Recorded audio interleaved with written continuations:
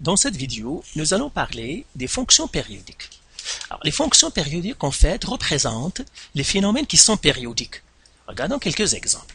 Alors, toute situation, tout phénomène qui est périodique, comme les marées qui montent et qui descendent, un pendule qui fait des va-et-vient, une personne qui monte et qui descend, par exemple, qui fait des pompes en gymnase. Donc, tous les phénomènes qui sont cycliques sont, en fait, représentés par les fonctions périodiques. Comment on reconnaît une fonction périodique? Eh bien, il y a un cycle ou un motif qui se répète. Alors, regardez, par exemple, ça.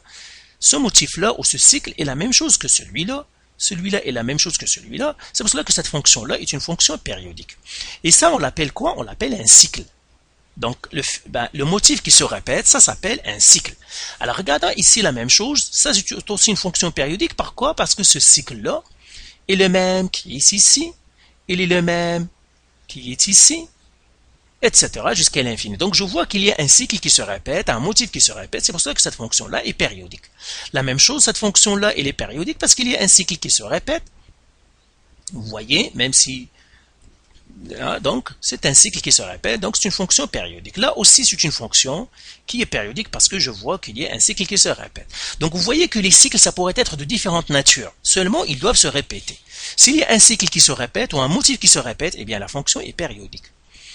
L'intérêt des fonctions périodiques, c'est que quand une fonction est périodique, il suffit d'étudier le cycle. Je n'ai pas étudié toute la fonction jusqu'à l'infini, seulement étudier le cycle. Par exemple, quand on veut étudier les marées, il suffit d'étudier une montée et une descente. Et là, on a étudié tout le phénomène, toute l'information est dans un cycle. Autre chose que vous devez connaître pour les fonctions périodiques qui est dans votre programme, c'est la période. Alors, la période, c'est quoi? En fait, la période, c'est la longueur d'un cycle. Longueur d'un cycle. Longueur d'un cycle. Donc la longueur d'un cycle, c'est ce qu'on appelle une période. Et vous voyez que la longueur d'un cycle, je peux calculer la longueur d'un cycle en utilisant n'importe quel cycle. Tout simplement pourquoi? Parce que c'est la même chose qui se répète. Donc toute l'information est dans un cycle. Donc je pourrais étudier le premier cycle, le deuxième, le dernier, c'est la même chose du moment que j'étudie un cycle. Regardons un autre exemple un peu plus technique. Ici, j'ai une fonction, ça aussi c'est une fonction qui est périodique. Pourquoi? Parce que j'ai ce cycle-là, qui est le même, qui est ici, qui se répète, qui est le même ici, qui se répète, etc. Donc, j'ai une fonction périodique. Maintenant, quand on a une fonction périodique, c'est toujours utile de déterminer sa période. La période, ici. Donc, la période de cette fonction-là, il suffit de prendre n'importe lequel cycle. Donc, je vais prendre le premier cycle. Eh bien, le premier cycle, ça commence à 0 et ça finit à 6. Donc, je vais faire 6 moins 0. Qui me donne 6. Donc, j'ai trouvé la période, c'est 6. Remarquez que j'aurais pu utiliser le deuxième cycle, par exemple. Ça aussi, c'est la même chose. Le deuxième cycle, ça finit à 12 et ça commence à 6. Donc, j'aurais pu faire 12 moins 6. Et vous voyez que ça me donne encore la même chose qui est 6. Je pourrais même faire de maximum à maximum. Parfois, dans vos graphiques ou dans vos dessins, le graphique qu'on vous donnera dans l'examen, c'est mieux de lire, par exemple, les maximums. On peut utiliser d'un maximum à l'autre qui correspondent. Eh bien, vous voyez ici, par exemple, ça c'est 3.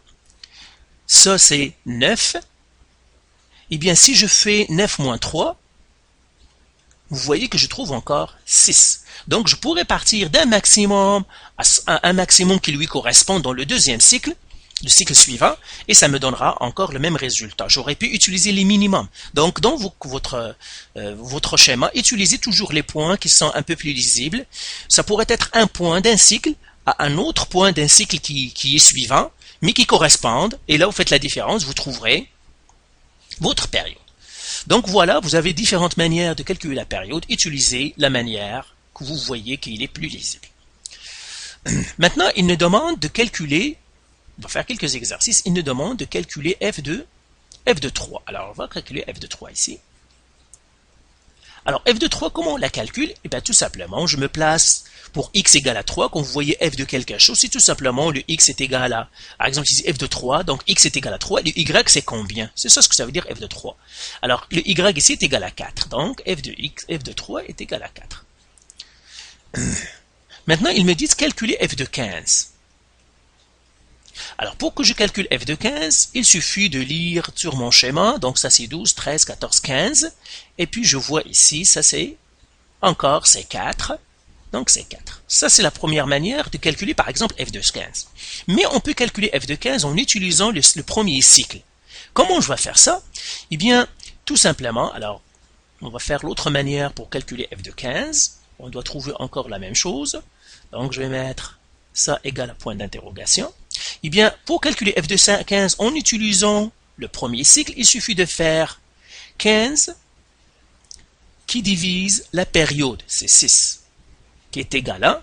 Alors, si je fais 15 qui divise la période, je trouve 2,5. Et là, je vais prendre le 2.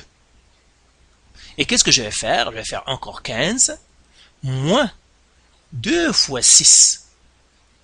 6, c'est la période.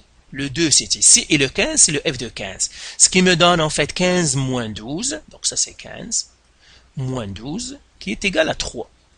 Et là, dans le premier cycle, je me place au 3. Je trouve encore 4, comme tout à l'heure. Donc f de 15 est égal à 4.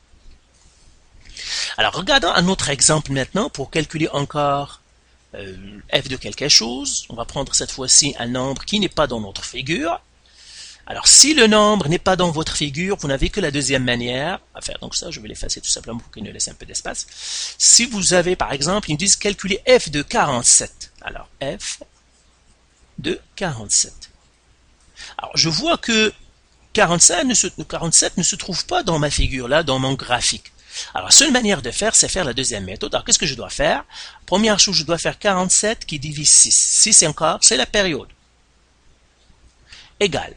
Alors, 47 qui divise 6, calculatrice. 47 qui divise 6, c'est 7,83. 7,83 périodiques. Et là, qu'est-ce que je prends? Je prends le nombre 7. On prend toujours le nombre qui est avant la virgule. Ceux qui sont après la virgule, on les élimine. On les oublie. D'accord? Et là, qu'est-ce que je vais faire? Je vais faire encore 47 moins 7 fois 6. Donc ça, c'est ici. Et le 6, c'est la période. Qui est égal. Alors, ça me donnera 47 moins 42. Et là, qu'est-ce que je vais trouver? J'y trouve 5. Et là, je pars au premier cycle et je regarde 5. Ici. Et là, qu'est-ce que j'ai? C'est à peu près 1,5. Donc, c'est 1,5. Donc, f de 47, c'est 1,5. Un dernier exemple, on va faire maintenant, ils l'ont pas demandé ici, mais tout simplement pour que ça soit très clair, on va faire par exemple f de 100. Tout simplement pour que vous maîtrisiez la technique, parce que c'est très important, on va faire f de 100, elle est égale. Alors la même chose que ce que je dois faire 100 qui divise la période 6 qui est égale. Alors calculatrice, 100 qui divise 6 égale 16,66. Donc 16,66 périodique. Là, qu'est-ce que je vais prendre? Je vais prendre le 16. Et j'oublie tout ce qui est virgule et après. Et là, qu'est-ce que je dois faire? Je dois faire 100 moins 16 fois 6 qui est égal. Calculatrice encore. 100 moins 16 fois 6 égal à 4. Et là, je pars à 4. Et vous voyez, c'est à peu près 2,5. Donc ça, c'est 2,5. Donc voilà pour les fonctions périodiques. Les fonctions périodiques, ça représente des phénomènes qui sont cycliques, qui se répètent. Donc quand vous voyez une situation, parfois on vous demande quel type de fonction, regardez, est-ce qu'il y a quelque chose qui se répète? Si ça se répète, c'est une fonction périodique. Terme important, c'est la période. La période, c'est la longueur d'un cycle. D'accord? Vous pouvez calculer la période de différentes manières. Un maximum à un autre maximum, le maximum d'un cycle vers un autre maximum du cycle suivant, etc. Pour calculer l'image ou bien le f d'un nombre, il suffit de le réduire. Faites ce que comme je viens de faire ici. Prenez le nombre, divisez-le par la période, prenez le nombre sans la virgule, multipliez-le par la période et faites votre différence. Et là, ça va vous donner la valeur que vous devez utiliser pour votre premier cycle. Donc voilà pour les fonctions périodiques. Faites les exercices du site et si vous avez des questions, vous pouvez toujours nous contacter.